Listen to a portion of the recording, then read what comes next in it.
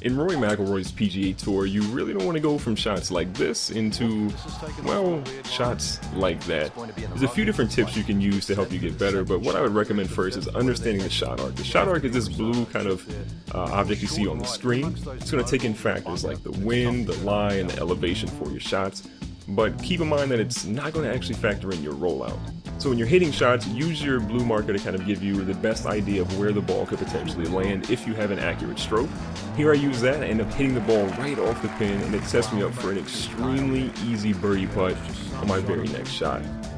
Now keep in mind when I mentioned rollout that sometimes you might be hitting a ball that's, a bit further out, you might have an upslope, and you can use the shot arc to tell you where the ball might land and then predict kind of where the rollout will be based on the slope of the actual green that you're hitting on here. Now, when you get to kind of the trickier holes, what I do recommend is hitting the left stick in on either the Xbox One or the PlayStation 4. And that lets you take a few practice swings here on the 17th on TPC Sawgrass.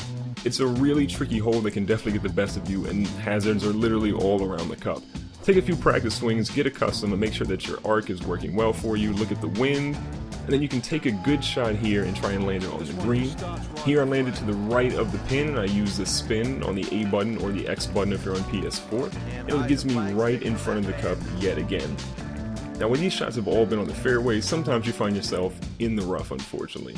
So when you're in the rough, keep in mind that, again, use the shot arc, and sometimes you may have to hit just a little bit further than you were naturally planning to account for the green. So here we hit a shot that's a little bit past the cup.